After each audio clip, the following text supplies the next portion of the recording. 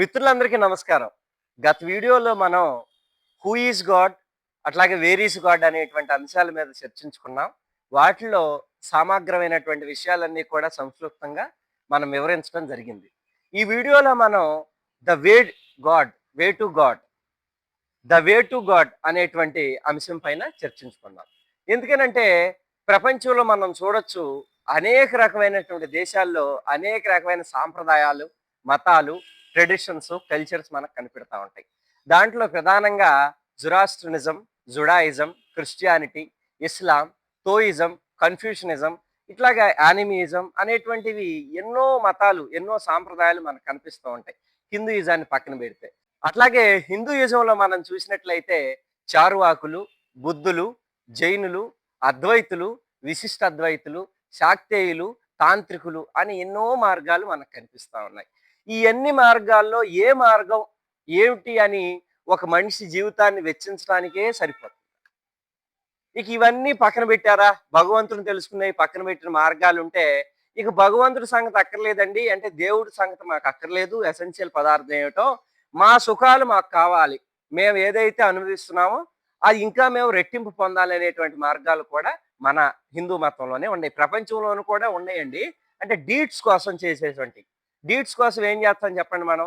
యజ్ఞాలు, యాగాలు, క్రతువులు, కార్యాలు, దానాలు, మరి తీర్థక్షేత్ర దర్శనాలు, మరి ఇవన్నీ కూడా దేవాలయాలకు వెళ్ళటం, మరి సాధువులకి మరి సన్యాసులకి ఆహారం దానం చేయటం, ఇవన్నీ కూడా మనకి చేస్తే కొంత పుణ్యం అనేటువంటిది వస్తుంది.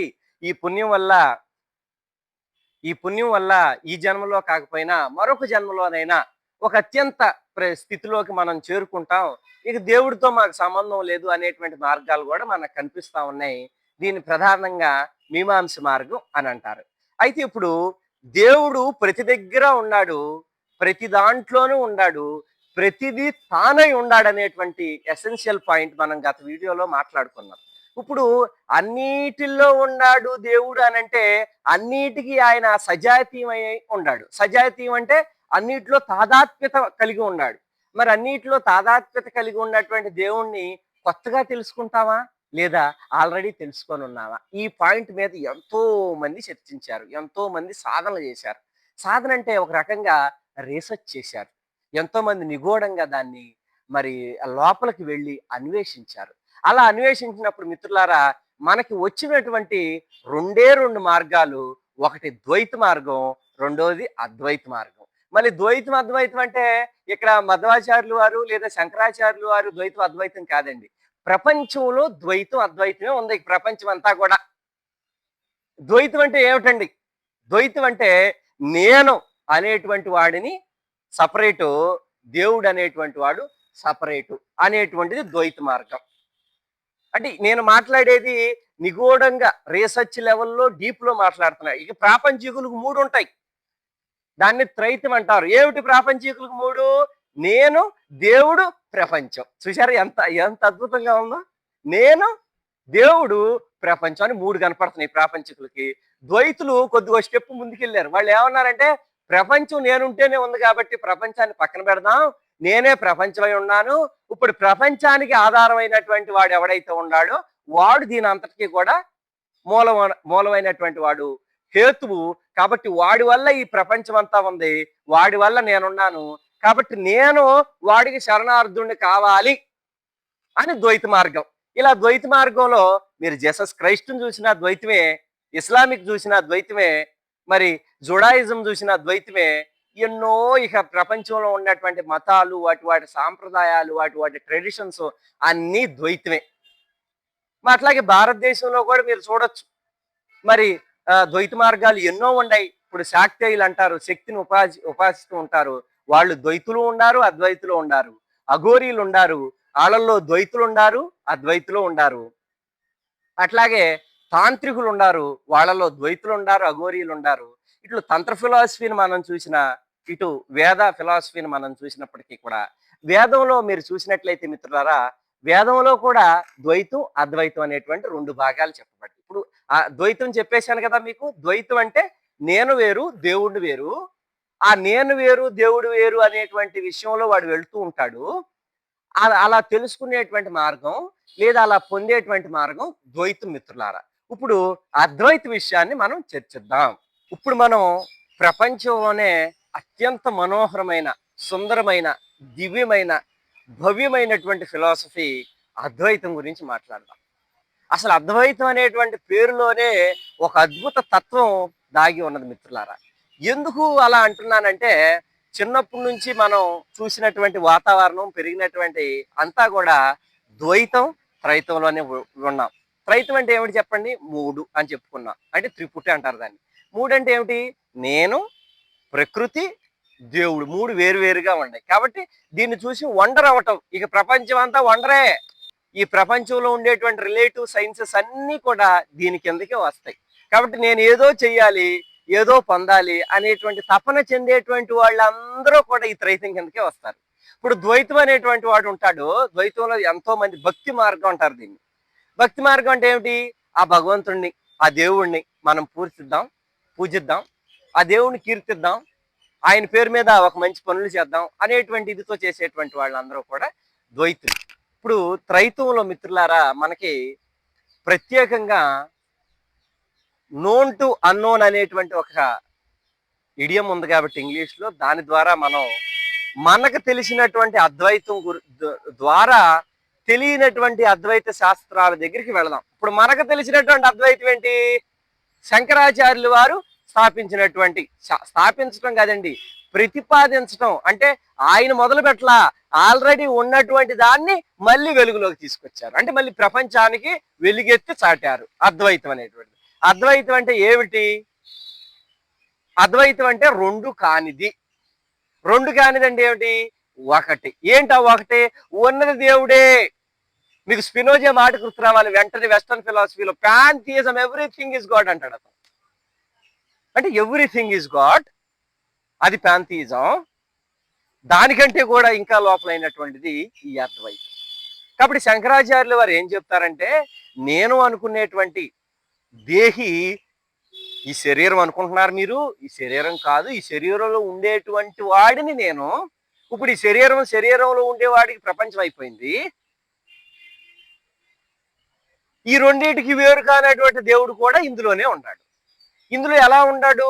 ఈ మూడు తానే అయి ఉన్నాడు. ఈ మూడింటికి వేరుగా తాను లేడు. ఈ మూడు తానే అయి ఉన్నాడు, తన్ను తాను తెలియకున్నాడు. బా, ఎంత బాగుందండి! తన్ను తాను తెలియకోకుండా ఈ మూడే తానై ఉన్నాడు. తన్ను తాను తెలుసుకుంటూ ఈ మూడు తానైపోవటమే అద్వైతం. ఇక లేదండి, ఇక ఇంతకంటే గొప్ప ఫిలాసఫీ ప్రపంచంలో లేదు. ఇక మీరు ఎక్కడైనా చూడండి. అంటే దీన్ని ఎలా అవటం? ఇక ప్రపంచంలో ఉండేటువంటి తాపత్రయాలు, డిజైర్స్, లస్ట్, కామం మొత్తం కూడా పటాపంచలేడికి వచ్చేసారు. నీకంటే వేరుగా ఉండేటువంటి ఆబ్జెక్ట్ ఉంటే సబ్జెక్ట్కి ఏదో కావాలి. ఇక సబ్జెక్ట్ ఆబ్జెక్ట్ రెండూ లేవు. ఉంది సబ్జెక్ట్కి ఇంకేం కావాలి? ఆ సబ్జెక్టే దేవుడే కూర్చున్నాడు. అంటే చూడండి, ఇప్పుడు నేనే దేవుని అహం బ్రహ్మాస్మి. ఇప్పుడు నేనే దేవుని అహం బ్రహ్మాస్మి అని శరీరంతో మాట్లాడితే కుదరదు. దానికి ఒక మార్గం చెప్పారు. ఆ మార్గం శంకరాచార్యులు వారు గురుముఖతగా, అంటే గురువు దగ్గర ఒక సాధన, అటువంటి ఒక ప్రాక్టీస్ ద్వారా.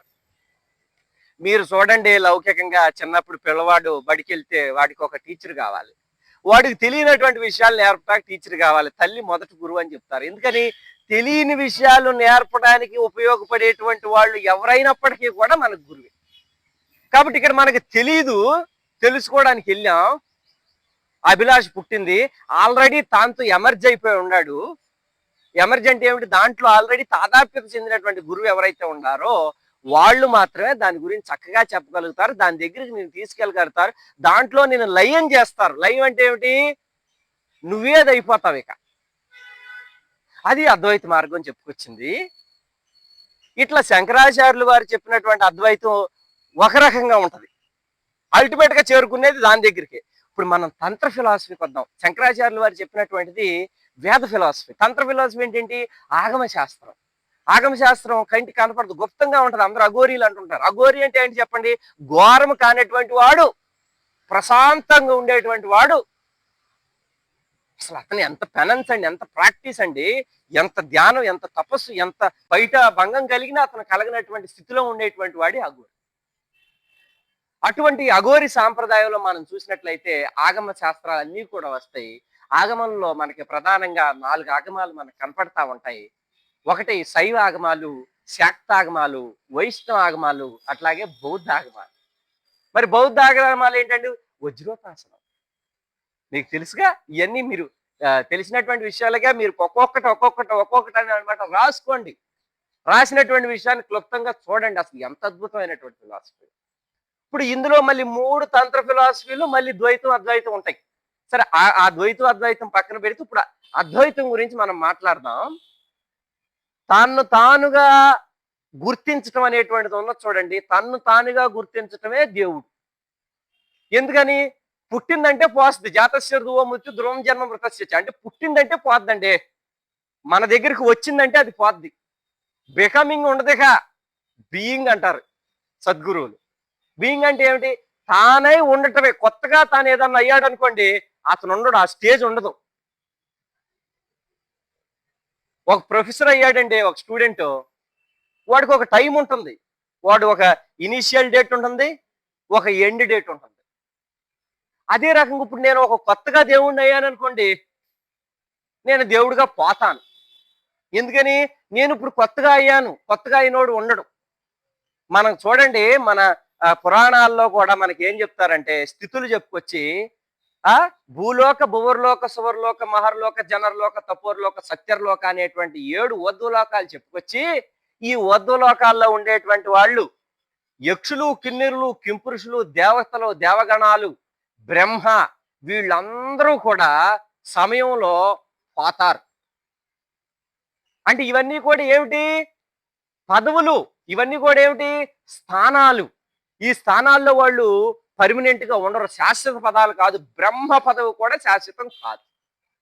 ఎందుకని శాశ్వతం కాదు? అది వస్తుంది కాబట్టి పోతుంది.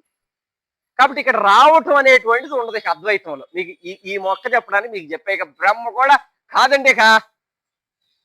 బ్రహ్మ కంటే కూడా అతీతంగా ఉన్నటువంటిదే దేవుడు. గుర్తుపెట్టుకోండి. ఎందుకని? He has body, he has time, he has space and he has causation. He is limited with all these things. He bounded himself.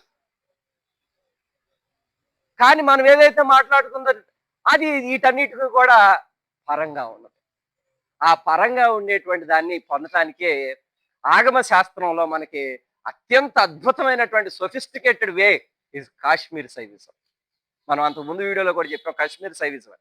ఈ కాశ్మీర్ శైవిజంలో మనకి ఏం చెప్తారంటే, అసలు ఈ జగత్తంతా కూడా లేదు నాయన, ఇదంతా పుట్టలేదు, నీ కాన్షియస్నెస్ వల్ల ఇదంతా కూడా నీకు దోచపడుతుంది.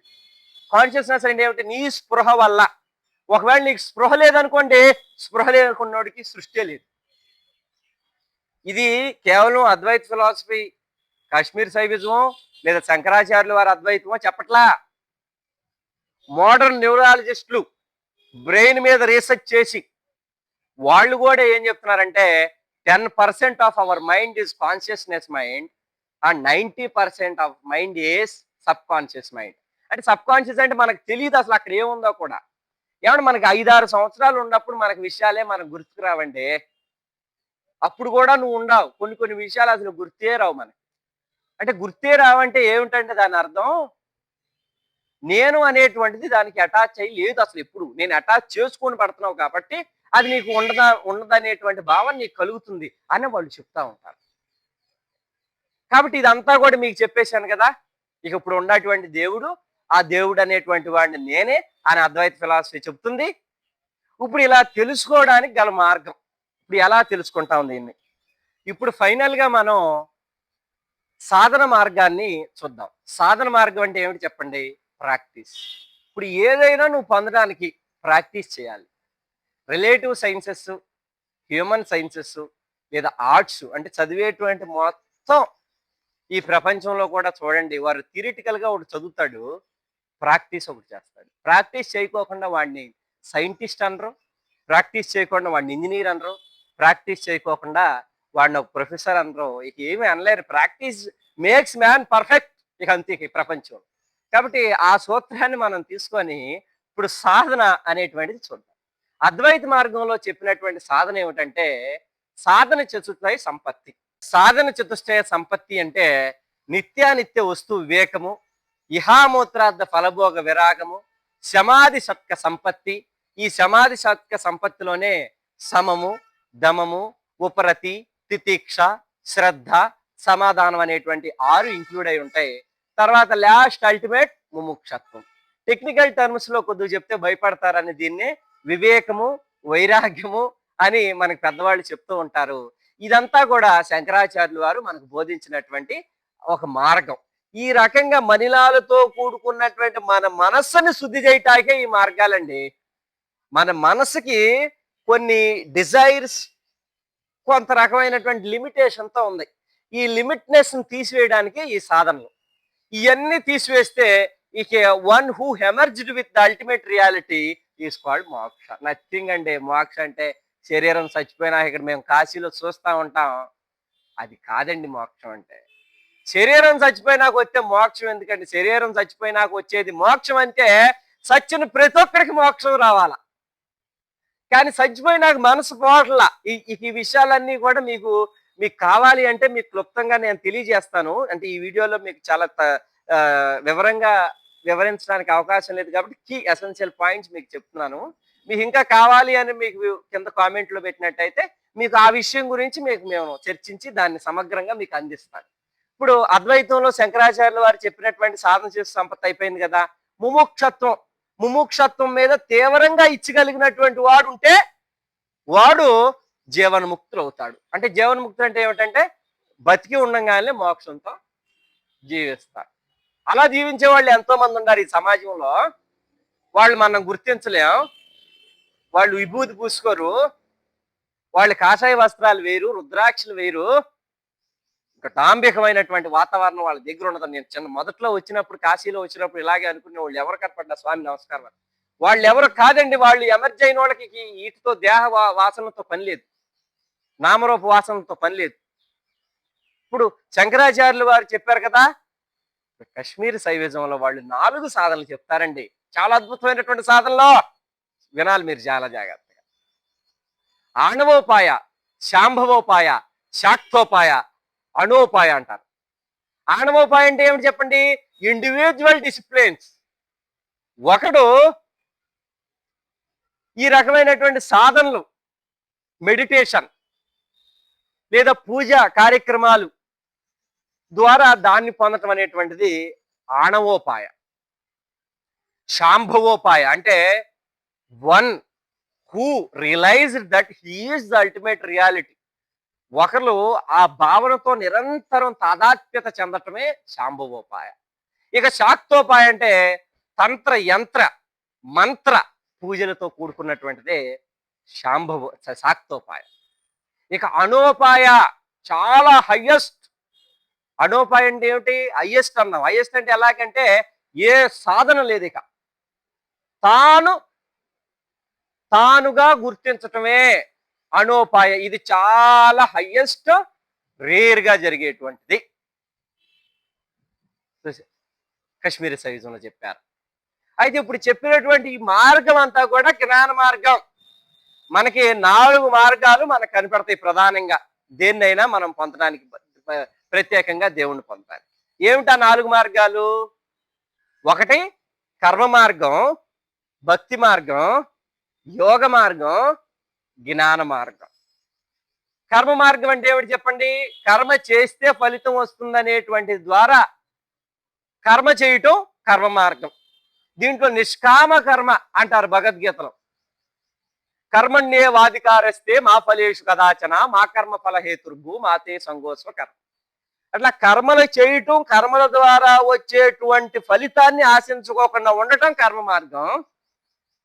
ఇక భక్తి మార్గం, భక్తి చేస్తూ చేస్తూ చేస్తూ చేస్తూ ఉండంగా, అంటే భగవంతుడిని కీర్తిస్తూ ఉండంగా ఒకానొక సమయంలో నేనే భగవంతుడే నేను అయిపోయాను, భగవంతుడే నాలో ఉన్నాడు, నేనే భగవంతుడే తాదాత్మ్యతతో చెందటమే భక్తి మార్గం.